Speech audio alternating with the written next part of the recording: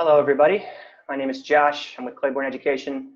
I'm joined today by Alex Huggard, our academic support coordinator. We're here to provide you with some information about AP tests. Now, unless you've been living under a rock for the last couple of months, in which case you actually should just stay there because you need to be quarantined and you probably won't be taking the test anyways. Tests will be at home this year, which when they released that information a couple of weeks ago, it did raise some eyebrows. There were a lot of questions that we had. Some of them have been answered now, so we're here to go over the top 5 things to look out for with AP tests. All right, let's jump right into it. So, number 1, a lot of students already had this inkling, but the test will be open book, open notes, which seems pretty obvious because I don't see how they would have been able to enforce not having that if it's take home. Now, a lot of our students, or if you're in high school, the first time you heard that, you're probably like, oh, great, this is awesome. Now I can just present all of the facts in front of me and just search through them quickly, and I'm going to score really high on this test. Well, unfortunately, for those of us who went to college and in grad school, open note, open book tests are often more difficult than multiple choice tests. Honestly, I would prefer multiple choice tests if I had the choice these days. And like they mentioned, if you go through the information that they provided, they are not giving you any points for any sort of content that you could have found in the textbook or online. So right off the bat, your open notes aren't going to be helpful for actual points. It's going to be how you can tie those things together. Do you have anything you wanted to add there, Alex? Yeah, I think that what's going to be most helpful for students as you prepare for this different type of AP test is to make sure that your notes are organized effectively and that you know exactly where you're going to pull information and then be able to put it all together into a cohesive response to one of the AP questions. And to do that, you're going to need to be able to think critically about the information that's at your fingertips. Josh? Yeah, and that leads perfectly into number 2 here, which is critical thinking skills are going to be crucial for these tests. Now, you are already developing some of these critical thinking skills for AP classes. Again, that's part of the reason why they even have AP classes in the first place. For instance, for the multiple choice section for history, you still have to use critical thinking skills because a fair amount of the questions aren't even about the picture or the passage that they present. They have maybe one question about it, and then they go into something that happened during that same time period that you have to think about. Well, now your ability to piece together different facts that you have or two different arguments that you have, the ability to piece that together logically and in a compelling manner will be crucial. And in a timely manner, because now it'll be 45 minutes for the verbal side of things, a little bit less depending on which math you're taking. But you're going to have to be able to think critically, clearly, in a short amount of time. And again, I'm going to repeat myself here, but you're no longer getting any points for actual content that could be found in a textbook or on the internet. So you're going to have plenty of ideas in front of you with your open notes and open books, but they're going to have to be better ideas than what you originally thought, more compelling ideas. All right. Anything else you want to add there, Alex? Yeah, I think this is just where we're going to combine those two topics so far of critical thinking with that open book and open note section, is that you're going to have to do it, as Josh has already said, clearly and cogently and quickly. And there are ways that we can help practice those skills, just like you would be practicing for a DBQ in your courses already. Exactly. And then this is going to be, important when you go to college here in the next couple of years anyways, because it's at some point not going to be about facts anymore. It's going to be about how are you placing or piecing these things together, which you were already learning in high school. It now just will be perhaps accelerated for this AP test. All right, let's see. Number 3, test dates. This is perhaps more of a practical advice or practical information. When they first released this information a couple of weeks ago, they said that you would get 2 different test dates to take it, which I originally took as, and I was telling my students this, I was like, oh, cool. So you're going to be able to take it in April when it's more fresh. And you can get it out of the way before May. So you can worry about other classes and then worry about whatever, SAT, ACT. Well, they came out with the dates today. And if anything, almost all of them that I could see are actually later than the original test dates. And then the makeups are like in June. So, I mean, I get why they did it, right? Because there's like software and this rollout will take a while. So I understand that. Additionally, though, it's going to be testing you on information that you learned only up until March. So it will be a little bit later. And I do think maybe our initial announcement was a little misguiding there. I don't know. I don't know enough about it. I don't have any inside sources in the AP. But that was my initial impression. Alex? Yeah, I just continue on with that thought that the test dates and times, they've created a later start date for AP tests, but they've put 3 tests on each day.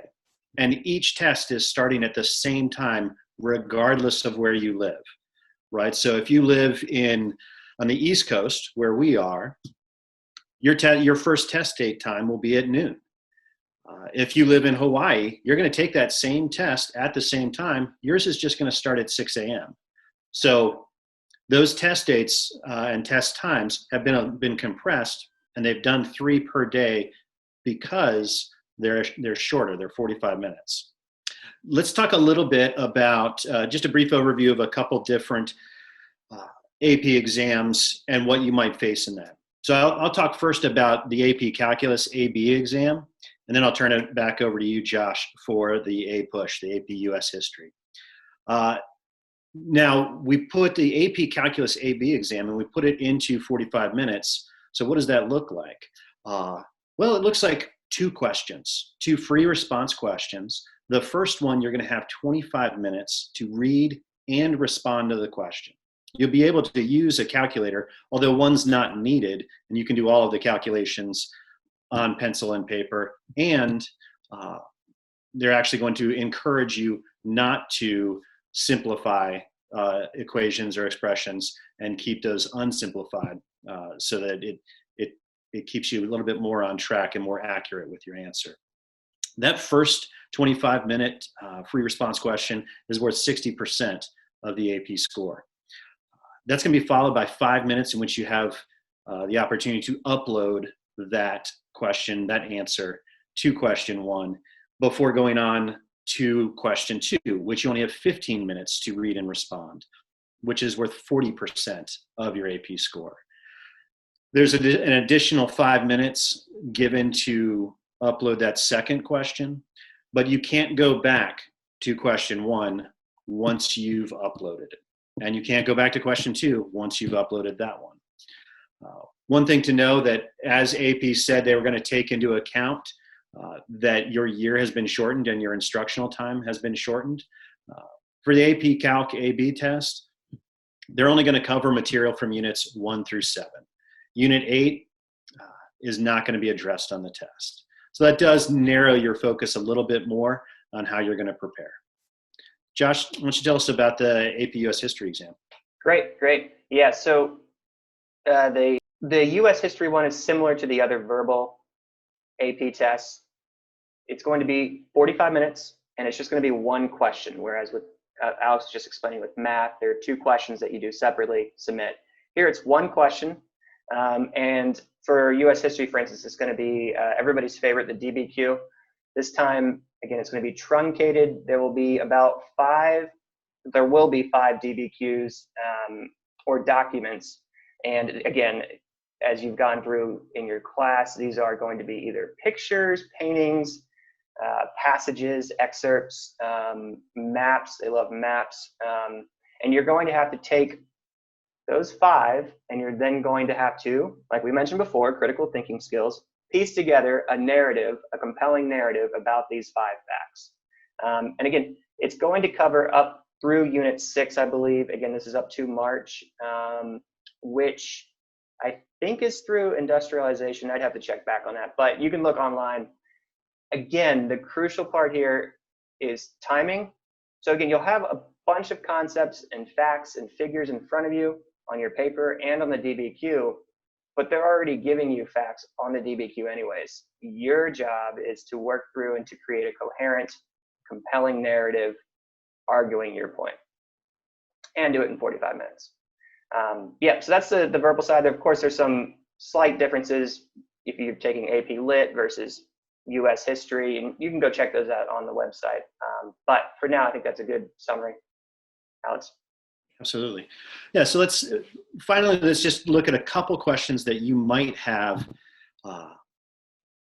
in terms of, will this exam, will my AP test score count for college, for credit, or will it help me in admissions? And then also, what is AP doing about the security of the test? So I want to talk a little bit about the security, then I'll pass it back to you, Josh, for does it count? AP is responding. They're trying to create a testing scenario in which students are able to take the test for 45 minutes, have it count, and yet also remain secure. To do that, they've eliminated the idea of trying to keep you from using any resources by making an open book, an open note. They've also said that anything that you can find on the internet won't count towards your score. So it's not that you can't look at things on the internet as part of your preparation, but their expectation is that you're only going to use your notes from your class, your textbook, and that material is secure, and that you're not seeking outside help or aid. How they've tried to encourage you to keep that test secure and to not use outside aids is, one, keep it short, right? That's why it's 45 minutes, and that those questions are going to require the full amount of time to be answered well, and you're going to be having to do it quite quickly. So that's one of the ways in which they've done it. The other way is that they're going to be looking for any evidence of plagiarism. They're going to be intentionally looking at how tests reflect and answers reflect other tests and answers. They've also instituted a response to anyone who is found having used outside help or plagiarized any information, whether that's from the internet or another test taker. And they've said, look, we're going to obviously get rid of your test score. We're going to send on that information to your school in case they want to take any disciplinary actions. And they'll also send on that report to any college or university or scholarship that you're using College Board to send scores to, whether that's AP or SAT. So that's obviously something you want to avoid. You don't want schools that you're applying to for admission to get a report from AP saying, here's evidence that the person who's applying to your school cheated on our AP exam. So these are things that they put in place in order to make sure that it's a level playing field for all test takers, and that you're able to accurately show what you know and your ability and your effort that you've given to the course. And these are things that you want to show accurately, both to AP and to colleges. Josh, why don't you tell us a little bit about, will these test scores count? What will colleges think of the 2020 AP exam scores? Yeah, I mean, it's a great question. Again, early days, right? So we don't know what the next couple months will hold. We can guess, and we can have good educated guesses, use our critical thinking skills. For instance, if some colleges end up doing test optional for AP classes for this year, right? Similar to maybe what schools would do for SAT, ACT. Should you still take the test? Well, I would say yes, you should still take the test, because what that shows is even when things are optional or when circumstances are outside of your control and are difficult, you're still able to go through and score a very high score on an AP test with circumstances being more difficult. Schools are going to take that into account. Even if they're optional, it can only be a good thing. I don't see how it would be a bad thing. And if it's not optional, if they're still going to require it, which we'll know more in the future, but if they're going to require it, again, they're going to understand the circumstances. Everyone knows what's happening right now. Schools know what's happening right now.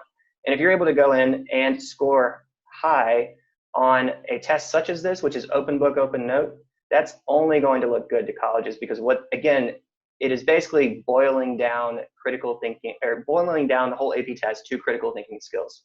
And so what that shows a college, if you score high on that, is that you have excellent critical thinking skills, which is what you need in college and in life, hopefully. So again, we don't know for sure yet which colleges will or won't, or if any will or won't, but either way, it's going to be imperative for your future success in college and after that you take this test and that you prepare for it adequately. So, all right, that was 5 quick things about the AP. Again, we'll learn maybe some more minor, smaller details as we get closer to test dates, and we'll be back with some more tips for critical thinking skills and other things of what to expect for AP tests. But in the meantime, we just wanted to give you guys a quick update on AP tests. Alex, any last things to add? None for me. I think taking advantage of what maybe your school is doing for your AP courses. AP College Board is also posting content on their YouTube channel. Right. And they're doing that daily. And then continually working your critical thinking skills. Even if you're not given, a grade for it, you're still building them for this AP test. And then also you're going to be using those skills, as Josh already mentioned, throughout college and hopefully throughout life. If you need any more information, obviously we're here to help. We will include the link for AP Central that you can go to, which is also a great place for any other questions that maybe we didn't get to today. Yep, and again, feel free to check out other videos on this channel for SAT, ACT, grad prep, and we'll be back with some more information. Otherwise, hope you guys have a great weekend. See ya.